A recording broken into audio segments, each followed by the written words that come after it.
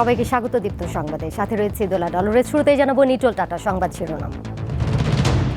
কোটা নিয়ে সিদ্ধান্ত আদালতেই হতে হবে, সহিংসতা করলে কাউকে ছাড় নয় বললেন প্রধানমন্ত্রী।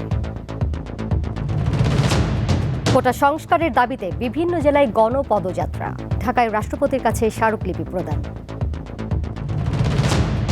দেশের বিভিন্ন স্থানে বন্যা পরিস্থিতির উন্নতি, দুর্গত এলাকায় আমন সহ বিভিন্ন ফসলের ক্ষয়ক্ষতি।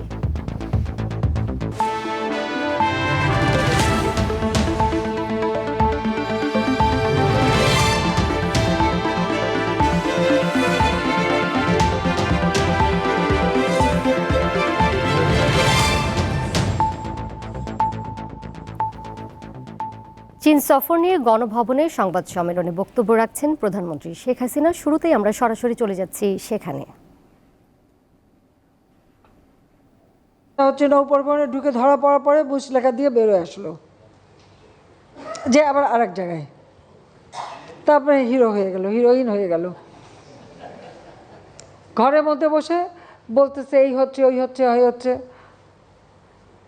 ধরা পড়লো, হিরো হয়ে গেল। অমনি এক বড় দেশ থেকে পুরস্কার পেল, এখন যে আন্তর্জাতিক খ্যাতি সম্পন্ন হয়ে গেল। যাবো কোথায়, কোথায় বলে আমাকে, অথচ একদম ভুয়া মিথ্যা রেকর্ড করে ছেড়ে দিচ্ছে। আরেকটা মনে আছে, আর একজন এক মেয়ের বললো তাকে মানে ইয়ে করা হচ্ছে, তার উপরে পাশবিক অত্যাচার হচ্ছে, হ্যাঁ হচ্ছে। কোথায় দাঁড়ায় করছে? রাস্তায়। ওখানে আবার একটা সাইনবোর্ড, তাও দেখা যাচ্ছে, লাইট পোস্টও দেখা যাচ্ছে। সে ওটা তার মাথায় নাই যে যেখানে দাঁড়াচ্ছে গাড়ি থেকে অন্যটা ফেলে দিয়ে বললো তাকে নাকি এরকম করা হচ্ছে, কিন্তু পিছনে যে ইয়ে লাগানো সাইনবোর্ড আর ওখানে যে লাইট পোস্ট, সেটা তার খেয়াল ছিল না। ধরা পড়লো। ওই ধরলাম কেন, সেটা অপরাধ হয়ে গেল, সেও পুরস্কার পেয়ে গেল। আমি ছেড়ে দিছি পরে অবশ্য, কিন্তু পুরস্কার তো পেয়ে গেল। তো এই তো মানে বিবেচনা। তা আমি যাবো কোথায়? আমি যা বলি সাবজা বলি, যেটা আমি দেখছি যে এই যে কী কারণে হিরো হয়ে যায়, আর আমরা তো জিরো আছি, কিন্তু আমাদের কোনো সন্দেহ নেই। তো তারপর আমার দেশের মানুষের জন্য কাজ করা আমি করে যাচ্ছি। তবে আমরা তো যখন ধরছি হাতে হাতে ধরা পড়বে যারা, ব্যবস্থা আমরা নেব। আর আপনারা খোঁজ খবর নেন। আর বাংলাদেশ কেন, সারা বিশ্বে এটা যে বড় বড় পত্রিকার মালিক, চ্যানেলের মালিক, এগুলো তো যারা বড় লোক তারাই হয়। সাধারণ মানুষ তো চালাতে পারে না। এটাও তো ঠিক, তাদের ধরতে গেলে নানা কথা শুনতেও হবে। কিন্তু তারপরে আমি যখন আসি ছাড়বো তো না, অন্য কারোর কথা জানি না, আমি তো ছাড়বো না, সে যেই হোক।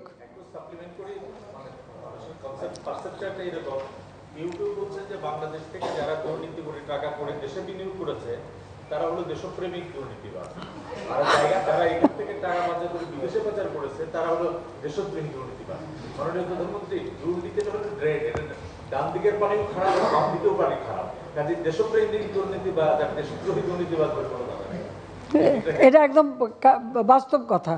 দুর্নীতির বিরুদ্ধে কথা বলবে, আর এই যে গরিবের রক্ত চুষে খাওয়া, যেই মানে একটা মানে সংবিধিবদ্ধ একটা প্রতিষ্ঠানের দায়িত্ব থেকে টাকা মেরে দেওয়া বা বিদেশে পাচার করা, বাই করা, কারো কারো ক্ষেত্রে সেটা অপরাধ না, সে তখন দেশপতি, আর তার বিচার হতে পারবে না।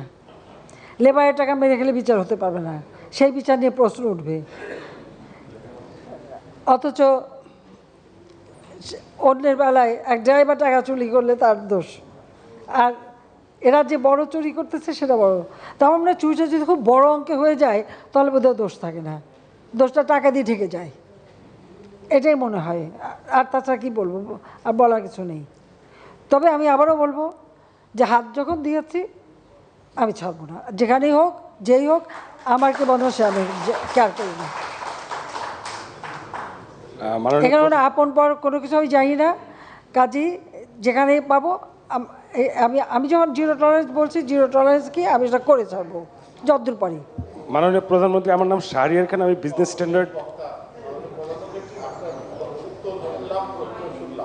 কিন্তু এই ছেলেদেরকে যারা আদালত উড়িয়ে দিতে চেয়েছিল, এই সাইটটিতে দেখেন আদালত বিরোধিতা কিন্তু তার মধ্যে ঢুকাচ্ছে, তারা সংবিধান বিরোধিতা তাদের সাইটটিতে ঢুকাচ্ছে, এবং মুক্তিযোদ্ধাদেরকে প্রত্যক্ষ পরোক্ষ কটাক্ষ করা তাদের মধ্যে ঢোকাচ্ছে। আমাদের যেন কোথায় যেন মাননীয় প্রধানমন্ত্রী ভুল হয়ে যাচ্ছে। আমাদের আপনার হাতে, বঙ্গবন্ধুর হাতে যে মুক্তিযুদ্ধের পর এই মাইকটা দাও না। জাতীয় সাংস্কৃতিক বিপ্লবের যে ধারা শুরু হয়েছিল, আমাদের জাতীয় সংস্কৃতির বিনির্মাণে এই বড় জায়গাটায় বোধহয় আমরা একটু গাফিলতি করে ফেলছি। এই সুযোগেই তারা আমাদের কোমলমতিদেরকে আদালত বিরোধী, মুক্তিযুদ্ধ বিরোধী, সংবিধান বিরোধী করে তুলছে কিন্তু নেত্রী। এই জায়গাটায় আমাদের একটু হাত দিতে হবে, তা না হলে এরা কিন্তু ভিকটিম, এদের উপর আমরা রাগ করতে পারি। আসলে এদের উপর রাগ করার কিছু নাই, এরা হুজুগে মাতে। তারা ভিকটিম, এই ধরনের অপবুদ্ধিজীবীদের অপকৌশলের ভিকটিম, তাদেরকে আমাদেরকে মুক্ত করতে হবে। এটা একটা বড় কাজ। আরেকটা বিষয়, মাননীয় প্রধানমন্ত্রী, আমি তো বিশেষ পত্রিকাগুলির সাথে আমাদেরও যোগাযোগ আছে, ওদের দুইটা হেডলাইন লেখা থাকে, যদি আপনি ভারতের সাথে বেশি চুক্তি করে আসেন তাহলে হ্যাঁ বলে দেশ বিক্রি, আর খবর নাই যদি আপনি একটু কনজারভেটিভ ডিল করে আসেন তাহলে কিছুই পায় নাই।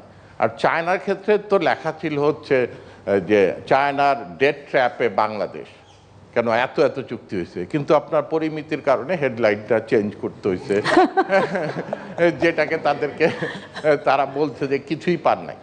আমরা তো ওখানে যারা ছিলাম দেখেছি যে এইসব বড় বড় কর্পোরেশন দৌড়াদৌড়ি করেছে, চুক্তি সই করলে 100 বিলিয়ন করা যেত, কিন্তু বাংলাদেশের রেস্ট্রেইনের সময় শ্রীলঙ্কার পথে বাংলাদেশ যাবে না।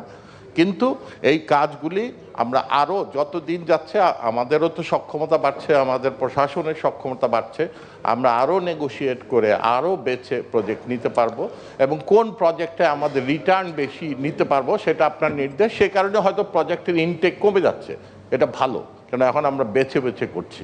মাননীয় প্রধানমন্ত্রী, সর্বশেষে এই আমাদের কোটা বিরোধী এবং আমাদের শিক্ষক ভাইরাও যে প্রত্যয় যে স্কিম নিয়ে করছে, আমরা খুব সাধারণ মানুষ খুব কষ্ট পেয়েছি এই কারণে যে আপনি 17 কোটি মানুষের জন্য একটা স্কিম দিলেন, আমরা সবাই খুশি।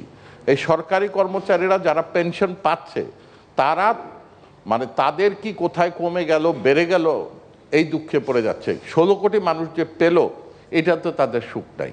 তো তারপরেও আমি বলবো প্রশাসন এবং শিক্ষকদের মুখোমুখি করানোর একটা চেষ্টা হচ্ছে, যে কোনো স্কিম যাতে একসাথে চালু হয়, তাহলে একজন আরেকজনের বিরুদ্ধে যেতে পারবে না। তাদের যে দাবি দেওয়াটা ছিল সেটা তারা একটা পাঠিয়েছে, আর সেখানে তাদের বেশ কতগুলি ভ্রান্ত ধারণাও আছে ওখানে, সেগুলিও সমস্ত আমি ইতিমধ্যেই 2টা পেপারে আমার পড়া এবং সেগুলো আমার মার্ক করাও আছে। তো এখন আর এর মধ্যে এটা তুলতে চাই না, এই যে আমার কাছে সব লেখাও আছে, আমি নিয়েও আসছি, যে যদি প্রশ্ন ওঠে তো আমি মনে করি এখন আমি বলবো না, ওকে দায়ী এটা যেখানে এটা করবো। যেটা কথা হলো সত্য যে তাদের একটা ভুল ধারণা, যেখানে বোধহয় কোনো পেনশন ফান্ড আছে, পেনশন ফান্ড বলে কিছু নাই। পেনশনটা দেওয়া হচ্ছে একেবারে যারা আমাদের ট্যাক্স পেয়ার তাদের টাকা থেকেই দেওয়া হয়। এই বছর হচ্ছে এটা 32,000 কোটি, বললাম তো তাদের টাকা থেকেই, কিন্তু এখানে কোনো ফান্ড বলে কিছু নাই। তো আমরা যেটা করতে চাচ্ছি যে সার্বজনীন পেনশন স্কিম করে দিয়েছে সকলের জন্য।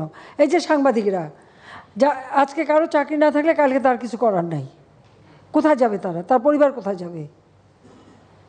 সেই ক্ষেত্রে এটা এমনভাবে করা যে আপনারা সবাই এর সঙ্গে যুক্ত হন, এমনকি আপনার পরিবাররাও হতে পারে। আর পেনশন তাদের অনেকগুলি ভুল ধারণা, এখন এটা এত বিস্তারিত বলতে গেলে মানে অনেক সময় লাগবে। যে পেনশন নিয়ে তাদের ধারণাটা এত বিভ্রান্তকর যে তা এর মধ্যে 2-1টা জিনিস আছে, যে সেটা ওই যেটা হচ্ছে 24 না 25, তো ওটা ঠিক করে দেওয়া যাবে, ওটা কোনো ব্যাপার না।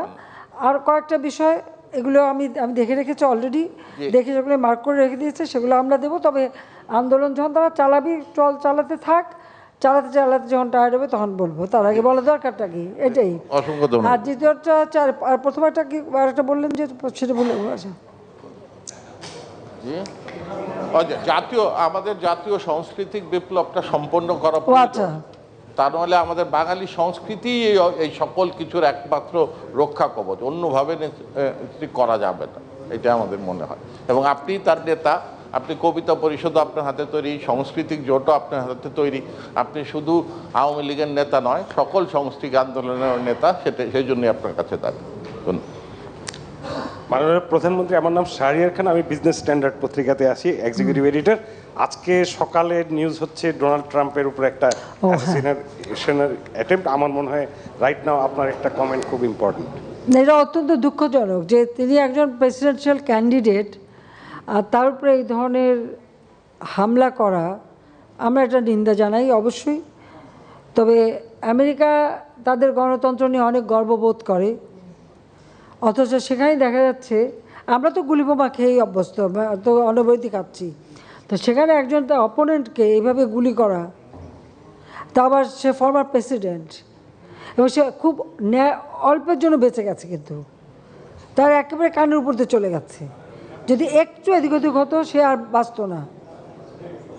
তো এটা আমেরিকার মতো জায়গায় হয় কীভাবে?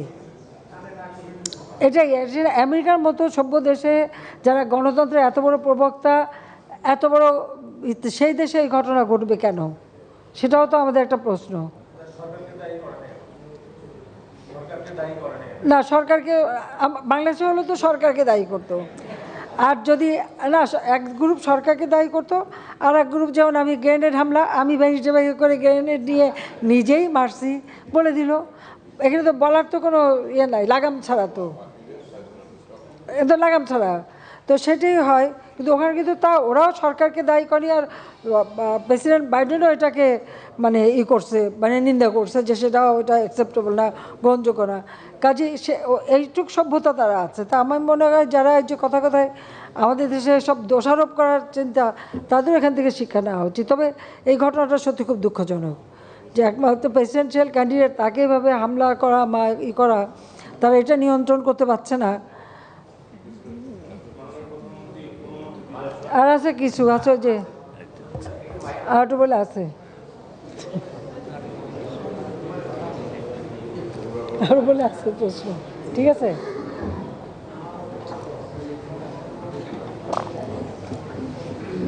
পেনশনের উপরে তো আছে, বললাম না, বলবো।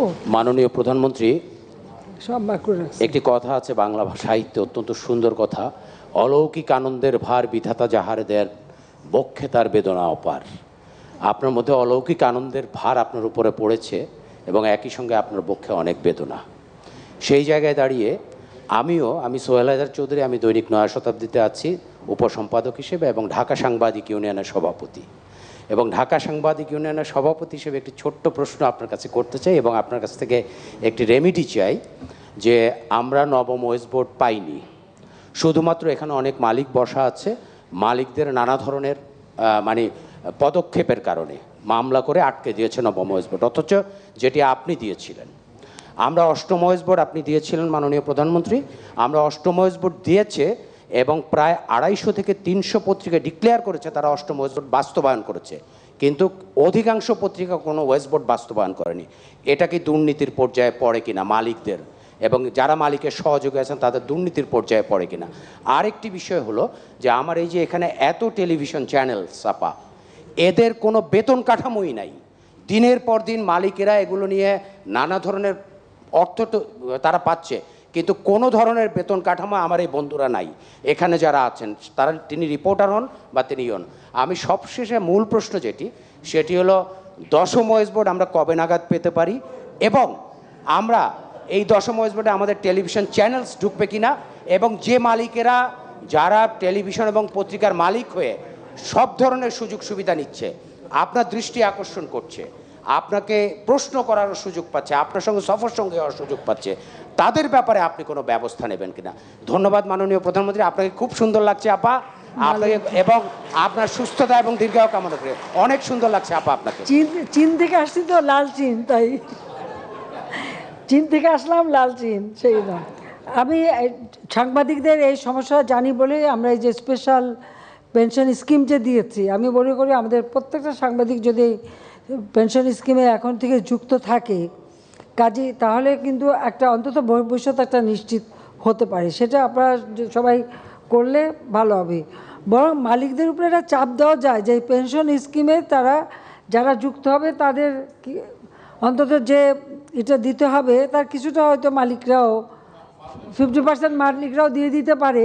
ওই তাহলে যদি দেয় তাহলে হয়তো যে বেতনেই দিক পেনশন স্কিমে যে মানে টাকা জমা রাখতে হবে তার কিছুটা মালিকরাও দিয়ে দিক, তো দিয়ে দিলে তো তখন কিছুটা বাড়লো। এটা লাইসেন্সের শর্ত করা যেতে পারে মাননীয় প্রধানমন্ত্রী, খালি লাইসেন্স দিয়ে যাব সাংবাদিকদের কিছু আর কি করবো, লাইসেন্স দিচ্ছি দেখে তো এত চাকরি হচ্ছে, না হলে হতো না তো। মাননীয় না প্রধানমন্ত্রী, লাইসেন্স দিচ্ছি বলেই তো চাকরিটা হচ্ছে। মালিকরা কিন্তু প্রভিডেন্ট ফান্ডের টাকাই দেয় না, ওখানে আইন আছে ওয়েস্ট বোর্ডে যে যতটুকু শ্রমিকের কাছ থেকে কেটে নেওয়া হবে সমপরিমাণ, ওয়েস্ট বোর্ডে আছে, সমপরিমাণ মালিককে দিতে হবে। মালিকরা কিন্তু সেটি করেন না। এবং আমাদের সামনে আজকে আমরা বামপন্থীদের একটু জি হয়, নাইম ভাই বোধহয় প্রেস সেক্রেটারি বাম দিকে প্রশ্ন করার সুযোগ বেশি পেয়েছি আমরা। যাই হোক, মাননীয় প্রধানমন্ত্রী, আপনি চাইলে যদি একটু আইন করে দেন, মাননীয় তথ্য ও সম্প্রচার মন্ত্রী সেখানে যথেষ্ট ভূমিকা থাকবে আমি জানি, এবং তিনি যথেষ্ট আন্তরিক। ঠিক আছে, এটা নিয়ে আমরা আলোচনা করবো ওয়েস্ট বোর্ডের ব্যাপারে। আর তবে এখানে তো আবার একটা নব হয়ে আছে, সেখানে তো নবগিরি দেখানো হয়, তো আমরা কি করব, কোথায় যাব? যা হোক, তারপরে বলবো তা বেসরকারি খাত উন্মুক্ত করেছি বলেই তো কাজ, যেটুকু কাজের সুযোগ।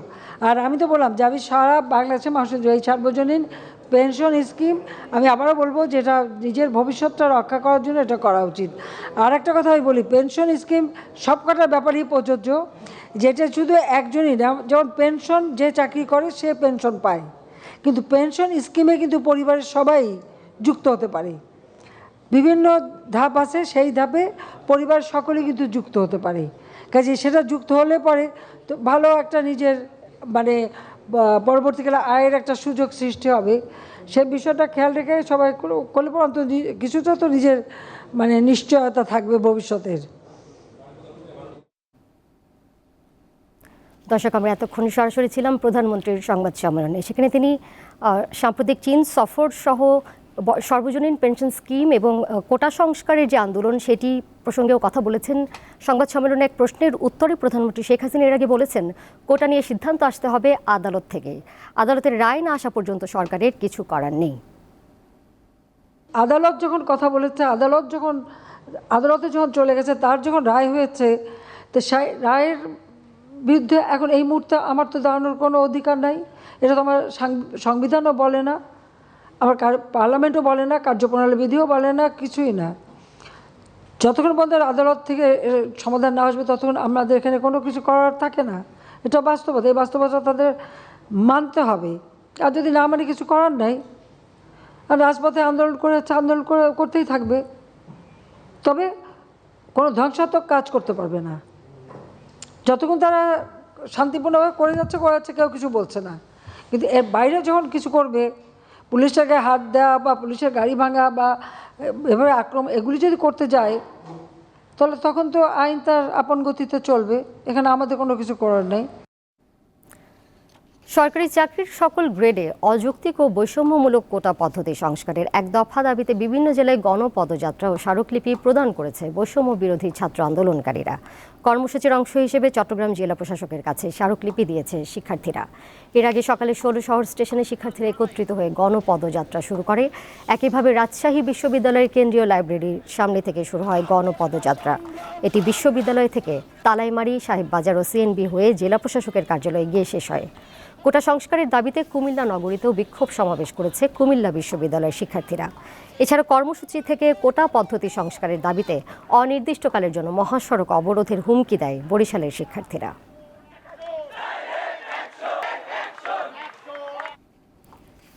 সরকারি চাকরিতে কোটার যৌক্তিক সংস্কারের দাবি আদায়ের লক্ষ্যে রাষ্ট্রপতি বরাবর স্মারকলিপি দিয়েছেন আন্দোলনরত শিক্ষার্থীরা।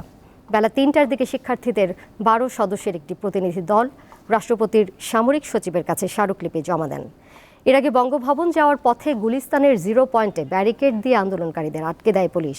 পরে বেলা ২:৩০টার দিকে শিক্ষার্থীদের প্রতিনিধি দল রাষ্ট্রপতির কাছে স্মারকলিপি দিতে গেলে পুলিশ সদস্যরা তাদের ভেতরে নিয়ে যান।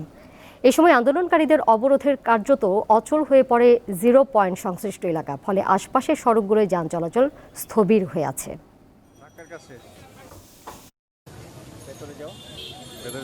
আগামী 24 ঘন্টার মধ্যে আমরা চাই সংসদে অধিবেশন ডেকে সেটার আইন পাশের জন্য কার্যকর ব্যবস্থা নেওয়া হোক অথবা অধিবেশন আহ্বান করা হোক। আমরা আগামী 24 ঘন্টার মধ্যে এই দৃশ্যমান পদক্ষেপ দেখতে চাই। কোটা বিরোধী আন্দোলনকারীদের ভুল পথে পরিচালিত করা হচ্ছে বলে মন্তব্য করেছেন স্বরাষ্ট্রমন্ত্রী আসাদুজ্জামান খান কামাল। তিনি আরও বলেন, শিক্ষার্থীরা না বুঝেই কোটা নিয়ে আন্দোলন করছে। সকালে রাজধানীতে এক অনুষ্ঠানে অংশগ্রহণ শেষে সাংবাদিকদের প্রশ্নের উত্তরে এসব কথা বলেন তিনি। যে কেউ সংক্ষুব্ধ হলে মামলা করতে পারে। মামলা তদন্তর পরে যদি এটার মেরিট না থাকে তাহলে এটা অটোমেটিক বাতিল হয়ে যাবে। সেইখানে 24 ঘন্টা, 10 ঘন্টা, 24 দিন এইগুলি কোনো প্রশ্ন আসে না। এইগুলো আমরা যদি মেরিট না দেখি বাতিল হবে, আর মেরিট থাকলে মানে এই ঘটনা অনুযায়ী মানে এটা তদন্ত হয়ে তার বিচার ব্যবস্থা আমরা প্রেরণ করব। পেনশন স্কিম প্রত্যয় প্রত্যাহারের দাবিতে আজও কর্মবিরতি পালন করেন বিভিন্ন পাবলিক বিশ্ববিদ্যালয়ের শিক্ষক ও কর্মচারীরা। সকালে জাহাঙ্গীরনগর বিশ্ববিদ্যালয়ে কোনো ক্লাস ও পরীক্ষা অনুষ্ঠিত হয়নি। পাশাপাশি কর্মচারীরাও যোগ দেননি দাপ্তরিক কোনো কাজে। আন্দোলনরত শিক্ষকরা জানান, কেন্দ্রীয় কর্মসূচির অংশ হিসেবে তারা সকাল থেকে কর্মবিরতি পালন করেন। দাবি আদায় না হওয়া পর্যন্ত আন্দোলন চালিয়ে যাবার ঘোষণা দেন শিক্ষকরা। একইভাবে রাজশাহী বিশ্ববিদ্যালয়ের শিক্ষক সমিতি, অফিসার্স ফেডারেশন ও কর্মচারী সমিতির সদস্যরা সিনেট ভবনের সামনে কর্মসূচি পালন করেন।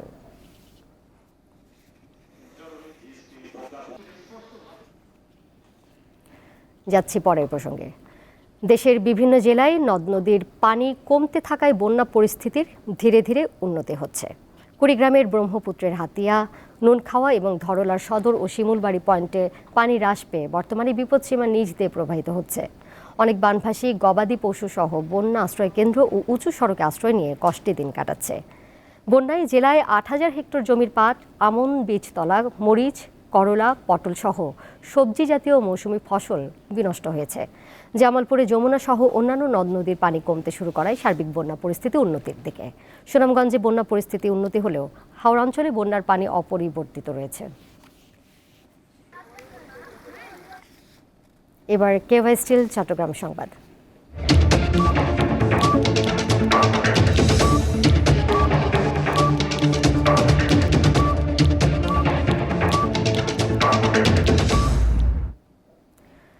মাদকদ্রব্যের অপব্যবহার ও অবৈধ পাচার বিরোধী আন্তর্জাতিক দিবস উপলক্ষে খাগড়াছড়িতে র্যালি ও আলোচনা সভা অনুষ্ঠিত হয়েছে। জেলা প্রশাসন ও মাদকদ্রব্য নিয়ন্ত্রণ অধিদপ্তরের আয়োজন করে। মাদকের আগ্রাসন প্রতিরোধেই সমাধান, এই প্রতিপাদ্যকে সামনে রেখে পৌর টাউন হল থেকে মাদক বিরোধী বর্ণাঢ্য র্যালি বের হয়। এটি শহরের গুরুত্বপূর্ণ সড়ক প্রদক্ষিণ করে খাগড়াছড়ি সরকারি উচ্চ বিদ্যালয়ের অডিটোরিয়ামে গিয়ে শেষ হয়। পরে সেখানে আলোচনা সভা অনুষ্ঠিত হয়।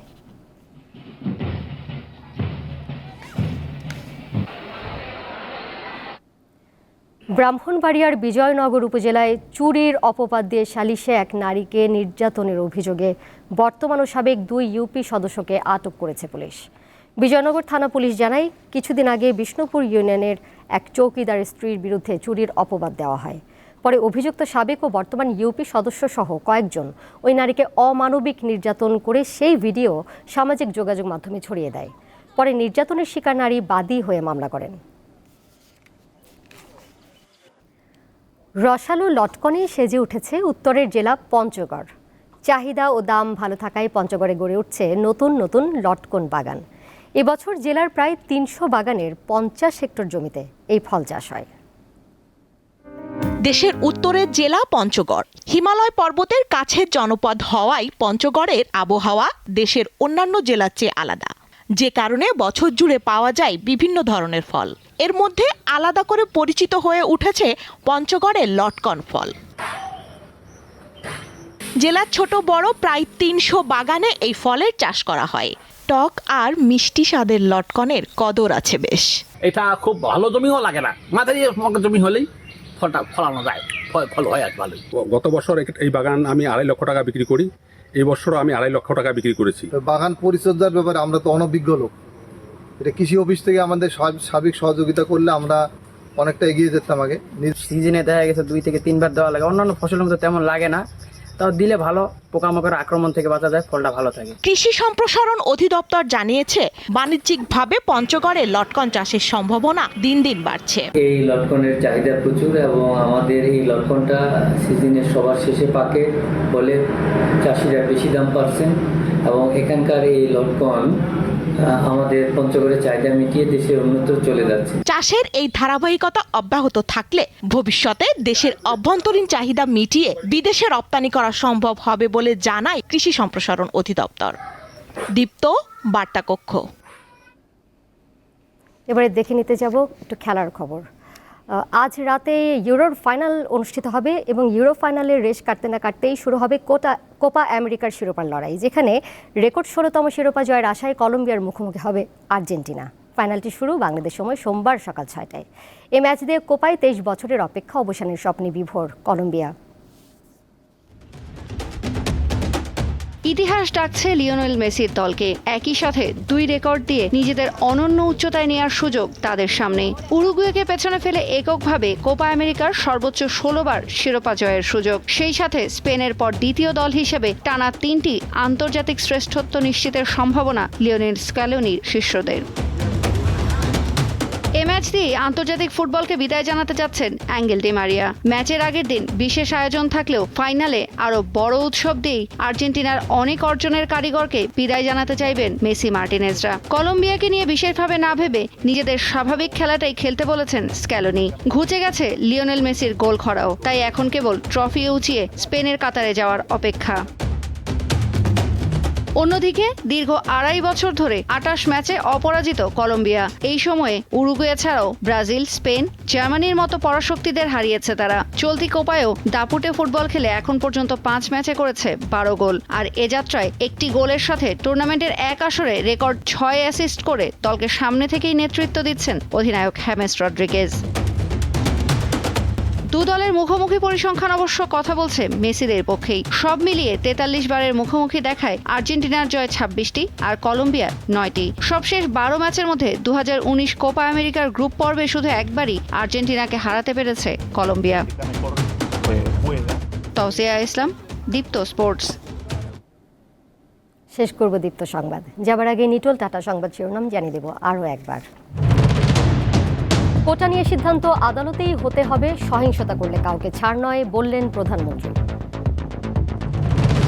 কোটা সংস্কারের দাবিতে বিভিন্ন জেলায় গণপদযাত্রা, ঢাকায় রাষ্ট্রপতির কাছে স্মারকলিপি প্রদান। দেশের বিভিন্ন স্থানে বন্যা পরিস্থিতির উন্নতি, দুর্গত এলাকায় আমন সহ বিভিন্ন ফসলের ক্ষয়ক্ষতি।